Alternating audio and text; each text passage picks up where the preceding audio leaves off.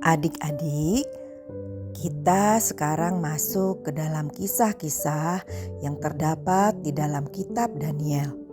Kitab Daniel menceritakan perjalanan hidup Daniel di tempat pembuangan.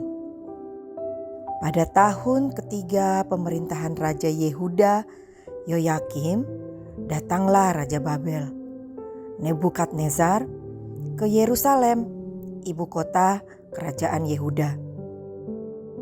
Mereka mengepung kota itu dan mengalahkan kota itu. Raja Yoyakim ditangkap. Sebagian peralatan emas dan perak yang ada di dalam bait Allah dijarah, diambil paksa. Semua peralatan itu dibawa ke kuil penyembahan berhala di Sinear.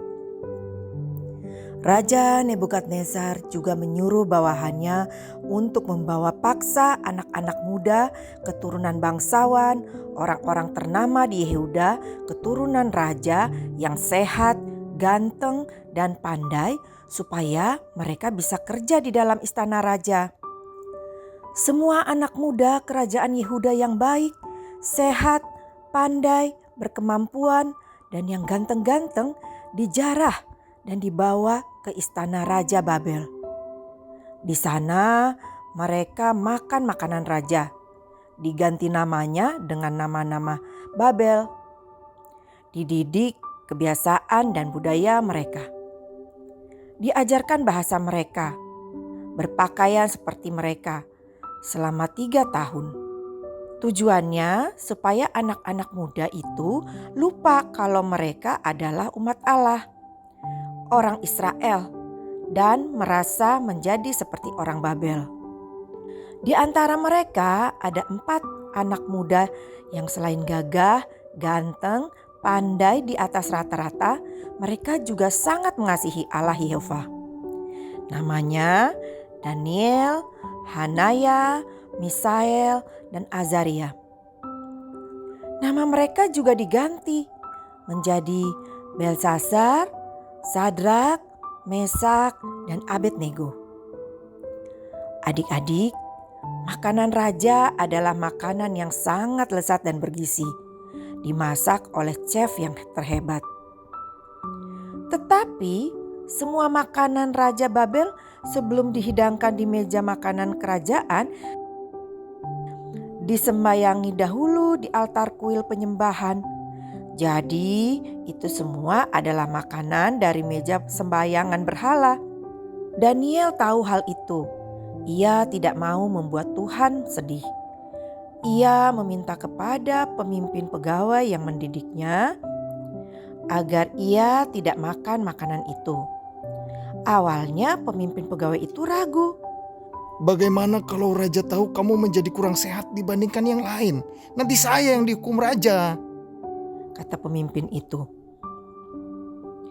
Daniel dan kawan-kawan mendapatkan hikmat Tuhan. Ia meminta orang suruhan pemimpin pegawai yang biasa membawakan makanannya untuk menguji mereka. Cobalah kami selama 10 hari ke depan hanya makan sayur dan air seperti biasa. Apakah kami masih tetap sama sehat seperti yang lain? Permintaan Daniel dan kawan-kawan dipenuhi pemimpin pegawai. Selama 10 hari mereka tidak makan makanan lezat dan minum minuman anggur. Hanya makan sayur dan air putih saja. 10 hari kemudian semua anak-anak muda itu menghadap Raja Nebukadnezar. Raja mengobrol dengan mereka tentang ilmu pengetahuan, tentang tata negara, tentang banyak hal. Tetapi Raja melihat Daniel dan kawan-kawan mempunyai pendapat yang jauh lebih baik dari anak-anak muda yang lain. Dalam semua pembicaraan, hikmat dan pengertian Daniel, Hananya, Misael, dan Azaria luar biasa. Kecerdasan mereka 10 kali lebih baik dari semua anak muda lainnya. Bahkan para cendekiawan istana kalah dengan mereka berempat. Luar biasa ya adik-adik.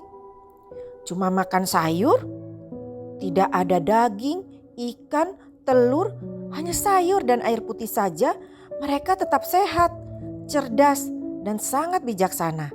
Sampai-sampai raja sangat berkesan kepada mereka. Mereka layak buat sombong ya adik-adik. Semua orang pandai di dalam istana bisa dikalahkan mereka. Boleh sombong ya? Tentu tidak. Daniel dan kawan-kawan sadar bahwa semua kepandaian mereka itu adalah pemberian Allah.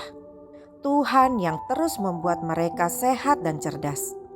Meskipun makan makanan yang sangat sederhana, tetapi memakannya dengan ucapan syukur dan pimpinan Tuhan, maka Tuhan akan memberkati makanan itu menjadi gizi yang baik untuk mereka.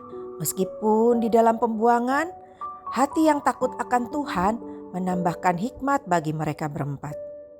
Ketika kita makan, jangan lupa berdoa bersyukur agar Tuhan memberkati makanan itu.